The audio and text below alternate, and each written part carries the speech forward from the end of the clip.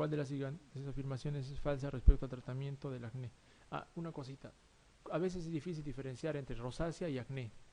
Entonces, ¿qué debemos buscar? En el acné hay comedones, ¿ya? El comedón, que es la pápula, que puede ser de cerrada, o el comedón abierto o cerrado.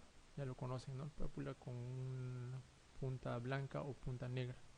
En el caso de que sea abierto es negrito y en el caso de que sea cerrado es blanco. La pápula, digamos que es la lesión patognomónica del acné.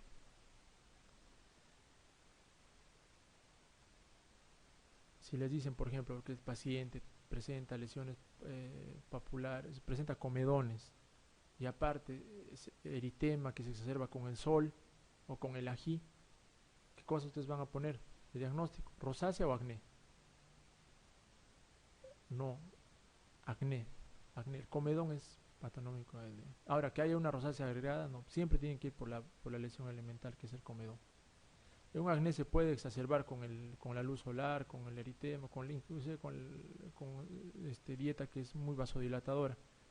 Siempre hay que tener en cuenta eso, las claves, ¿no? ¿Qué le están diciendo? Comedón es sinónimo de acné, ¿ya?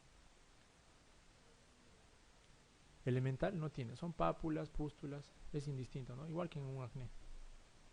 Por eso antes, por ejemplo, se llamaba acné rosácea, se llamaba por eso. Ahora, no es nada raro que coexistan las dos enfermedades, ¿no? Puede haber un acné asociado a rosácea. ¿Cuál es falsa respecto al tratamiento del acné? Los antibióticos más empleados por vía tópica son la eritromicina y la clindamicina. Bueno, o sea, sí se utilizan bastante. El tratamiento antibiótico oral se basa principalmente en tetraciclinas. También es cierto, se usa mucho la doxiciclina. Es preferible un tratamiento prolongado con antibiótico oral que tratamientos breves y consecutivos. Si es cierto, eso también les he mencionado. Cuando tengan pacientes con acné, den sin ningún temor tratamientos largos, ¿no? Doxiciclina, un mes, todos los días. Si está muy exacerbado, 2 veces por día, un mes, sin ningún problema. Ojo, teniendo en cuenta que no sea menor de 14 años, porque en menores de 14 años está contraindicada las tetraciclinas. En ese caso hay que dar macrólidos. ¿Qué macrólido? Eritromicina pueden dar, ¿no? 1 a 2 veces por día. Igual, 30 días. Largo tiempo de tratamiento. Es lo más importante en el tratamiento del acné. La tetraciclina está contraindicada en niñas embarazadas, cierto. El peróxido de benzoilo se utiliza exclusivamente por vía oral, eso es falso, porque el peróxido de benzoilo es un tratamiento tópico. Es muy utilizado hoy en día el peróxido de benzoilo. Les había mencionado que en el tratamiento del acné tópico se utilizan mucho retinoides y antibióticos, ¿no? Y el peróxido de benzoilo, digamos que es un tratamiento que no está dentro de los dos, pero que se utiliza mucho. ¿Cuál de los siguientes órganos se afecta frecuentemente en la rosácea? Ojos, ¿no? ¿Cuál de las siguientes afirmaciones es falsa respecto al tratamiento del acné? El ácido 13-cis-retinoico, o también llamado isotretinoína, es teratógeno y no se debe indicar durante el embarazo, cierto. El acetato de ciproterona combinado con etinil estradiol es útil en algunas mujeres, eso es cierto, porque hay un acné que es producido por alteraciones hormonales en pacientes que tienen ovario poliquístico o tienen el SAHA, ¿no es cierto? Hirsutismo con acné y con ovario poliquístico, darle el etinil estradiol hace que se estabilice todo el comportamiento hormonal que está alterado en esta paciente y se estabiliza también el acné. La terapia con luz ultravioleta es útil en casos de acné extenso. Bueno, eso es relativo. Vitamina A se emplea exclusivamente por vía tópica, eso es falso, ya les he dicho. Y la isotretinoína oral puede provocar alteraciones hepáticas, eso es cierto. Bueno, acá miren, dos alternativas que, bueno, yo me animaría a decir que son falsas, ¿no? Que la terapia con luz ultravioleta es útil en casos de acné extenso. Eso no es relativo, porque el tratamiento de elección en el acné es antibiótico oral más retinoide tópico, o si es severo, isotretinoína. Mejores tratamientos que ese no existe. La isotretinoína es el top, el mejor tratamiento. Luz ultravioleta se está probando, pero eso no está demostrado, ¿ya? Bueno, puede ser útil, ¿no? En todo caso, la vitamina A no se emplea exclusivamente en vía tópica, ¿no? Ya sabemos. La isotretinoína es un derivado de la vitamina A y puede ser utilizado por vía oral. Entonces, esa sería la falsa. ¿Cuál de las siguientes afirmaciones sobre la alopecia areata es falsa? Es una alopecia cicatrizal irreversible. Eso es falso porque la alopecia areata es reversible. Con corticoides, intralesionales o tópicos se puede revertir. Se asocia a enfermedades autoinmunes. Eso es real, eso es cierto. Puede afectar uñas, cierto. Pacientes con alopecia areata, no se olviden, alopecia areata viene a ser la pérdida de folículos pilosos en grandes grupos. De un momento a otro el paciente viene y menciona, o bueno, el paciente viene al consultorio y menciona que de la noche a la mañana se le ha salido un grupo de folículos, grande, extenso. Y usted realmente examina y no hay ni un folículo piloso, ni siquiera vellos. Entonces eso es una alopecia areata. La principal causa es idiopática, pero existen algunas enfermedades autoinmunes que pueden producir estas, ¿no? Las colagenopatías, otra vez, las enfermedades relacionadas a la tiroides, ¿no? El hipotiroidismo puede producir alopecia areata, algunos déficits de vitaminas puede producir alopecia areata, déficit de hierro, de ferritina puede producir alopecia areata, pero lo más frecuente que es el estrés y lo que no se conoce, ¿no? Lo idiopático.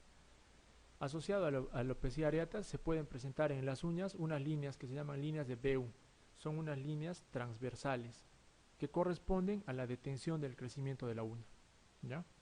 Entonces, el paciente por el estrés ha hecho alopecia areata con detención del crecimiento de la uña. Entonces, eso ya es más confirmatorio de que se trataría de una patología por estrés. Puede afectar a cualquier zona pilosa, eso es cierto. Puede haber alopecia areata en cejas, puede haber en pacientes que tienen, varones que tienen folículos pilosos en pecho, puede haber alopecia areata también.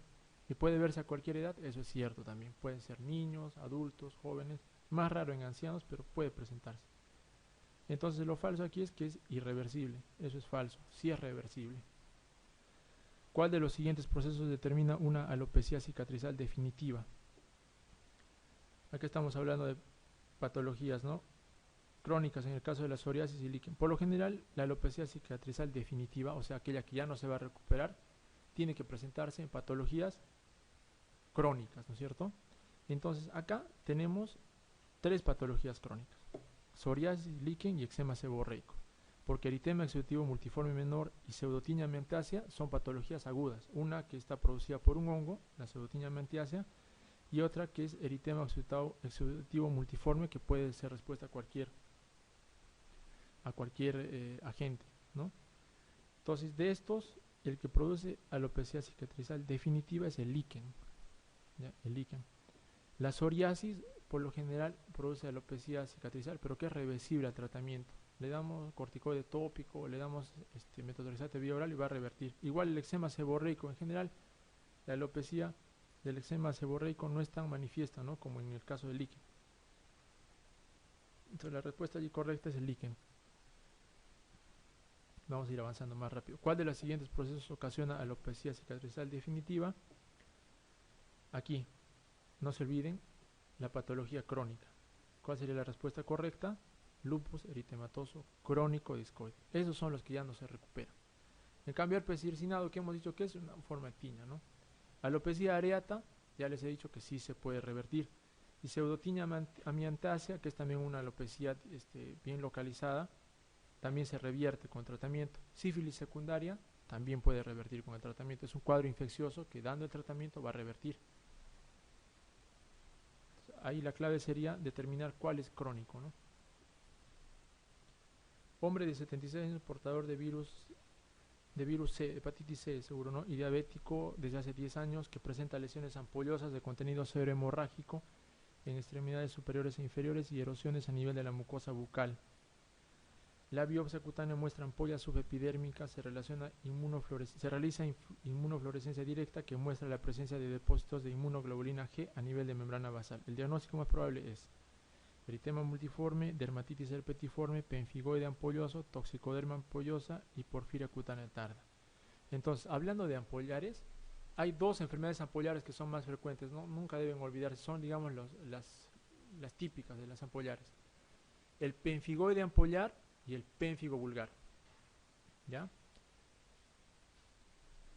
Esas son las más típicas. Entonces, otra cosa que les había dicho yo cuando hablamos de enfermedades ampollares es hay que ver la localización de la ampolla. Si está en la epidermis o si está por debajo de la epidermis. ¿Ya? Si está en la epidermis, estamos hablando de pénfigo. ¿Ya? Si está debajo de la epidermis, o sea, subepidérmica, estamos hablando de penfigoide. Aparte del penfigoide, existen otras patologías que producen ampolla subepidérmica, ¿no? ¿Cuáles son? Dermatitis herpetiforme, el lupus ampollar, lupus eritematoso ampollar puede producir ampollas subepidérmicas, la porfiria cutánea tarda también produce ampollas subepidérmicas, pero eso es muy raro, no es frecuente. Entonces lo que ustedes tienen que recordar es pénfigo y penfigoide. El pénfigo vulgar o el pénfigo que corresponde a ampollas intraepidérmicas y el penfigoide que corresponde a una ampolla subepidérmica. Entonces es bueno que lo recuerden siempre porque es frecuente el pénfigo. Como la ampolla está en la epidermis, ¿no es cierto? ¿Cómo va a ser esa ampolla? Es una ampolla flácida. En la epidermis vemos, hay sangre, no hay, ¿no es cierto? No hay eritrocitos, no hay vasos. Entonces, ¿cómo va a ser la ampolla? El contenido no es cero hemorrágico, es seroso nada más. ¿Ya? Está en la epidermis, entonces, ¿cómo es la ampolla? Flácida. ¿Ya? Entonces, en el penfigoide ampolloso, ¿cómo va a ser entonces la lesión ampollar? Como está debajo de la epidermis, es dura, porque encima de esta ampolla va a haber mayor capa, entonces es una ampolla tensa. El contenido, ¿cómo va a ser? Es cero hemorrágico. Hay contenido cero hemorrágico. Son ampollas más grandes. Eso tienen que saber diferenciar esas dos cosas. Ahora, hay algunas otras cosas adicionales que deben saber. En pénfigo vulgar, el signo de Nikolsky es positivo. En cambio, en el pénfigoide es negativo. ¿Por qué? Porque la ampolla es más tensa, ¿no? ¿Saben qué es el signo de Nikolsky, no es cierto? Es la formación de una ampolla al contacto de piel sana. Les he hablado que Nikolsky es positivo en pénfigo y negativo en penfigoide. Otra cosa muy importante es la edad de presentación. El pénfigo se presenta en adultos, jóvenes y adultos. En cambio, el penfigoide se presenta en ancianos. Entonces, cuando ustedes tengan una ampolla en un anciano, su primera impresión diagnóstica, ¿cuál debe ser? Penfigoide. En cambio, si tienen una ampolla en un joven, su primera impresión diagnóstica tiene que ser pénfigo. ¿Ya? Entonces acá nos está hablando de un anciano. Si no se acuerdan de nada más de lo que es penfigoide, solamente saben que es en anciano, tienen que marcar penfigoide. ¿Cuál de las dermatosis intensamente pruriginosa que se asocia a aparición de vesículas agrupadas y enteropatía por sensibilidad al gluten en la que se observan depósitos de cutáneos de IgA? Entonces esto tienen que saberlo, ¿no? Y es estudiarlo nomás. La enteropatía por sensibilidad al gluten se asocia a la dermatitis herpetiforme, ¿ya? Y se asocia a corresponde a una ampolla subepidérmica, ya les he dicho, por depósitos de IgA. No se olviden que en pénfigo es IgG, ¿no es cierto? Intercelular en epidermis. Cuando se observa una inmunofluorescencia directa positiva en la piel lesional y perilesional afectando a la sustancia intercelular de la epidermis, podemos hacer el diagnóstico de, no se olviden, sustancia intercelular de la epidermis es pénfigo vulgar. En la lesión histopatológica, ¿qué lesión histopatológica produce el pénfigo vulgar en la piel? Es una ampolla intradérmica. El penfigoide, ampolla subepidérmica. La ampolla del pénfigo vulgar se caracteriza por aparece sobre piel aparentemente sana, transformarse rápidamente a úlcera profunda, eso es falso, ¿no? Si es superficial, es en epidermis. Ser tensa y resistente a la rotura, falso también. Ser intensamente pruriginosa, eso también es falso. El más pruriginoso es el penfigoide. Su contenido hemorrágico, falso. Entonces aparece sobre piel aparentemente sana. Vamos a ir a ver avanzando. Anciano de 80 años de edad que bruscamente presenta por el cuerpo y extremidades grandes ampollas sobre una base urticarial, o sea, pruriginosa. Algunas son purpúricas, es decir, contenido seroso hemorrágico. No afectan mucosas. Otra cosa importante, en pénfigo vulgar hay afectación de mucosas. Ya vayan anotando en su tablita, ¿no? Se conserva el estado general, el prurito es discreto y erosiones posampollosas cicatrizan dejándola máculas pigmentadas. Histopatológicamente se ven ampollas subepidérmicas con abundante eosinófilo. Por inmunofluorescencia directa se observa un depósito lineal de IgG y complemento 3 a nivel de membrana basal. ¿Cuál es el diagnóstico? Un anciano, pemfigoide. Si tienen, algunas les preguntan eso y ven que es un anciano, ya marquen pemfigoide a mi cuenta. Es característico, porque al final leen la pregunta y se confunden más. Es característico de la dermatitis herpetiforme, su asociación a una enteropatía por gluten asintomática, cierto, su asociación a bronquiectasis pulmonares también, alta incidencia de HLA-B28 en enfermos afectos, también es cierto eso, hay que conocer la enfermedad, como les digo, lean de todas maneras dermatitis herpetiforme, cursa siempre con esteatorrea, no siempre, en algunos pacientes es asintomático. Presentan ANA muy positivos, no siempre tampoco, eso no es cierto. Entonces aquí sería una asociación de enteropatía por gluten asintomática. En HLA, el HLA es D2, no es B28. Entonces sería falsa. La respuesta correcta en la 59 es su asociación a una enteropatía por gluten asintomática. ¿En cuál de las siguientes enfermedades cutáneas aparecen autoanticuerpos IgG contra la superficie de los queratinocitos? Pénfigo vulgar, ¿no es cierto? Una mujer de 23 años consulta por presentar desde hace varios meses pápulas, vesículas agrupadas localizadas en codos, rodillas, nucas y glúteos. La realización de inmunofluorescencia directa objetiva de depósitos granulares de IgA en la papila dérmica. ¿Cuál de los siguientes enunciados es cierto en esta paciente? Entonces está hablando de una paciente con dermatitis herpetiforme, ¿no? Es una ampolla subepidérmica. Entonces aquí lindano, o sea, dar una acaricida, eso es falso, ¿no? No está hablando de una escabiosis. El tratamiento de elección es el corticoide tópico, tampoco. Es aconsejable que se realice una dieta sin gluten, eso es cierto. Ustedes le dan la dieta sin gluten y el paciente quita las ampollas. Vamos a entrar a alguna otra preguntita más lejana, ya nos estamos yendo de tiempo. Que sepan, esta por ejemplo es muy importante, que sepan el eritema indurado de Bassin o de Bassin. El eritema indurado de Bassin viene a ser una forma de tuberculide, algunos la llaman tuberculosis cutánea también, ¿ya? Se caracteriza por nódulos palpables principalmente en miembros inferiores, eritema indurado de Bassin. Nódulos palpables en miembros inferiores, nódulos eritematosos en miembros inferiores, palpables, que en algunos casos pueden dejar cicatriz, ¿ya? Y que a la histopatología va a presentar paniculitis lobulillar. Este eritema indurado de Bassin clínicamente se parece al eritema nodoso, que es otro tipo de paniculitis que también se presenta con nódulos eritematosos en miembros inferiores, pero que histopatológicamente va a presentar paniculitis septal. Ustedes saben que en el tejido celular subcutáneo, en la hipodermis, hay septos y lobulillos, ¿no?, de grasa. Entonces, el eritema nodoso tiene infiltrado inflamatorio en septos, en cambio el eritema indurado de Bassin en los lobulillos. Entonces, acá ¿qué dice? Enferma de 52 años, desde hace años le aparecen en piernas lesiones nodulares que evolucionan con épocas de mejoría y empeoramiento y que a veces se ulceran. En el estudio anatomopatológico se demuestra existencia de paniculitis lobulillar.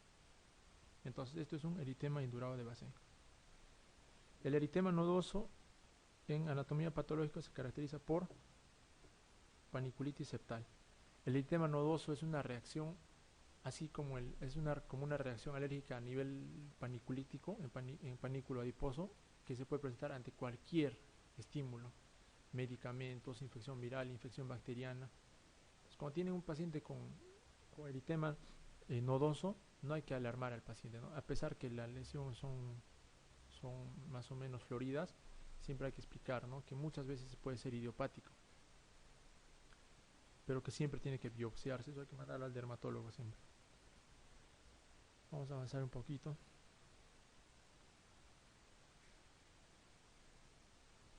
acá hablan un poco, a ver, vamos a ver. Paciente varón de 54 años de edad que desde hace 3 años viene desarrollando lesiones ampollosas, generalmente de pequeño tamaño, translúcidas, ocasionalmente hemorrágicas en dorso de manos y de la cara y antebrazos.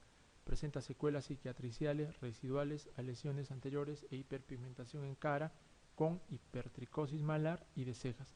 ¿Cuál de los siguientes estudios analíticos es más útil para confirmar el diagnóstico en este paciente? Entonces aquí está hablando de ampollas de pequeño tamaño en dorso de manos, cara y antebrazos. Hemos dicho que estas zonas son zonas de fotoexposición, ¿ya?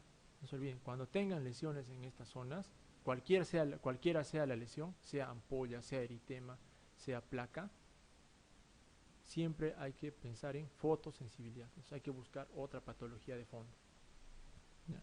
Entonces, ampolla en zonas fotoexpuestas más hipertricosis, ¿no?, e hiperpigmentación es típico de los pacientes con porfiria cutánea tarda, ¿ya?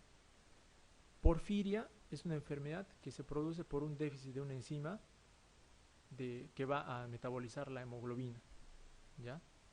Entonces puede ser una porfiria aguda, ¿ya?, que va a presentar afectación hepática y eritropoyética.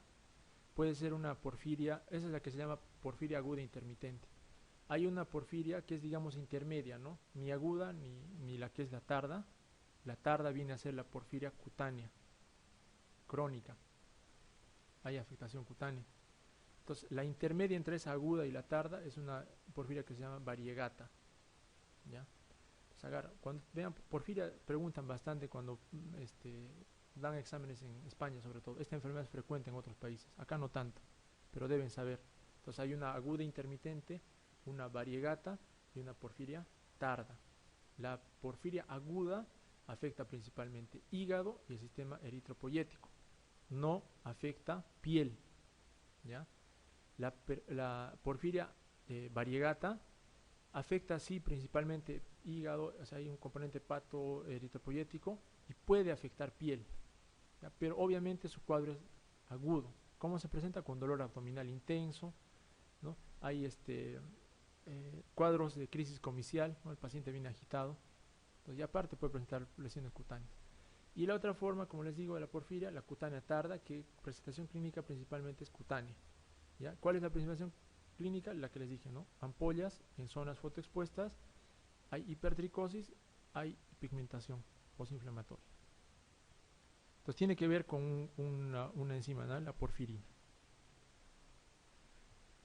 Vamos a ir pasando, estamos a ver, vamos a ir ahí viendo algunas preguntas de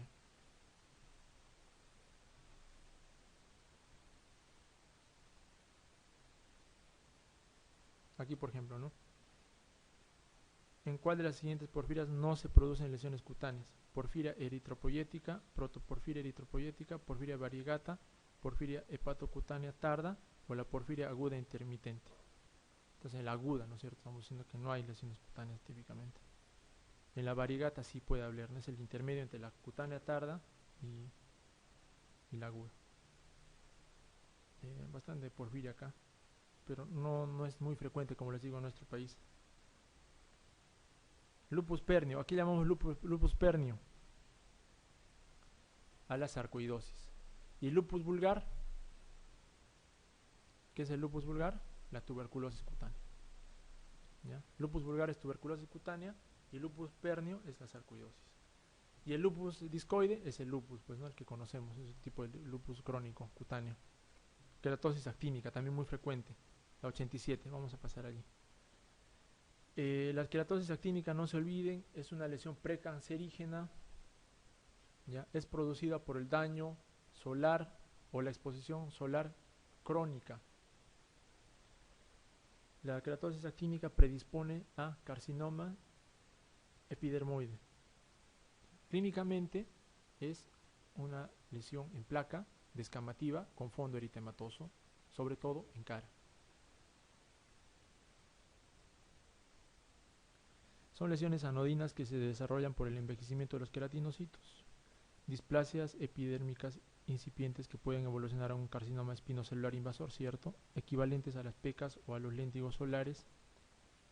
Eso es falso, ¿no? Porque la queratosis actínica es una entidad propia, más frecuentemente en la espalda de los hombres de edad avanzada que han trabajado al aire libre durante muchos años. Lo más frecuente es en cara. Lesiones que se parecen mucho a melanomas, por lo que es preciso hacer un diagnóstico diferencial. No se parecen mucho al melanoma, no son placas descamativas con fondo eritematoso. Más bien lo que sí, hay que hacer el diagnóstico diferencial con la queratosis seborreica, que clínicamente son semejantes. Pero ¿cuál es la diferencia? El eritema. En la dermatitis, en la queratosis seborreica no hay eritema en la base, ¿ya? Pero por lo demás la placa descamativa son esas típicas lesiones en placa que ven en pacientes ancianos, son queratosis seborreicas o actínicas. Entonces aquí la respuesta correcta: displasia epidérmica incipiente que puede evolucionar a un carcinoma espinocelular invasor.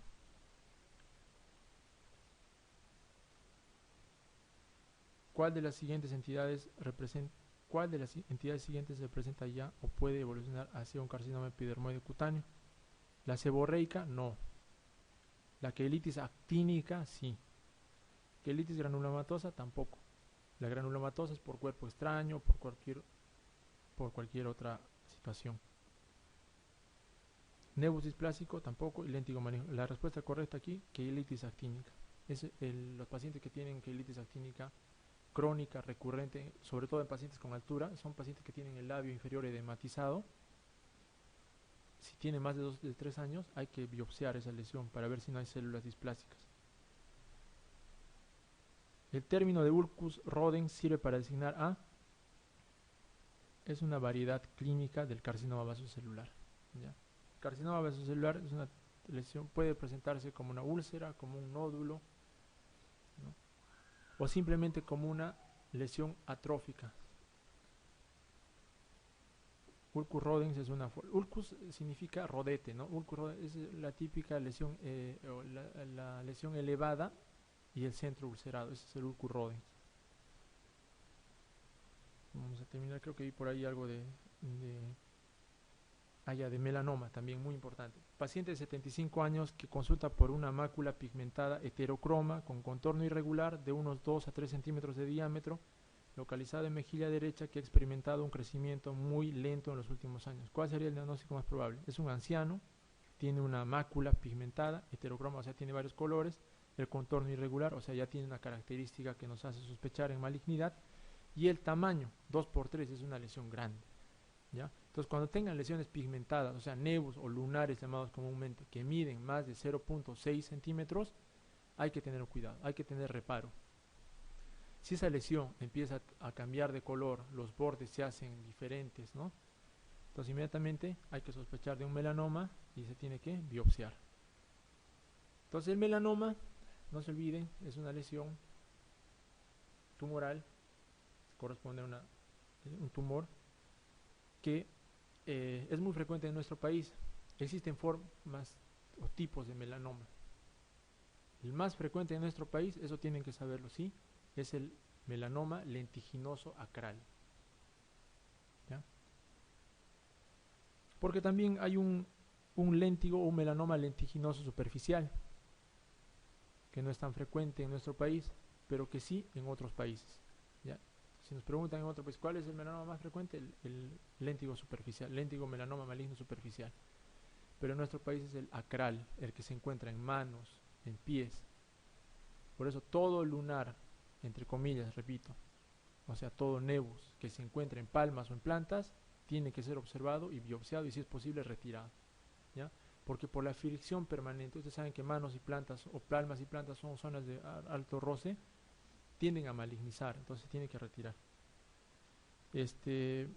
No se olviden del ABCD: asimetría, bordes, color y diámetro. El diámetro 0.6. El color es abigarrado, se dice. La lesión del melanoma maligno es color abigarrado, es un color entre medio rojizo, negro. Los bordes irregulares y la asimetría, ¿no? Es muy importante. Entonces aquí el más probable, ¿cuál es? Melanoma lentiginoso acral. No, perdón. Léntigo maligno. Léntigo melanoma. Porque el acral, no se olvide, pues es en extremidades, palmas o plantas. Muy importante recordar también en melanoma que la forma más maligna, el tipo más maligno es el nodular, el melanoma maligno nodular. El melanoma hace metástasis principalmente a ganglios y a piel. ¿Cuál de los siguientes procesos, la 100, vamos a ir a la 100. ¿Cuál de los siguientes procesos linfoproliferativos corresponde a un linfoma de linfocitos T? Ya hemos dicho micosis fungoide. La micosis fungoide es un linfoma de células T cooperadoras. Esa es en la 102 la alternativa A. Ese es un linfoma no Hodgkin, ¿no? Bueno, yo creo que hemos avanzado, nos hemos ido muy... Pero la idea es abarcar las enfermedades más frecuentes y tratar de que enfoquen ustedes bien el momento del examen. Conocer bien, o sea, conociendo lo más frecuente, ya es fácil descartar, ¿no? Cuando estén frente a un examen de residentado o cosas por el estilo. Bueno, eso sería todo, gracias.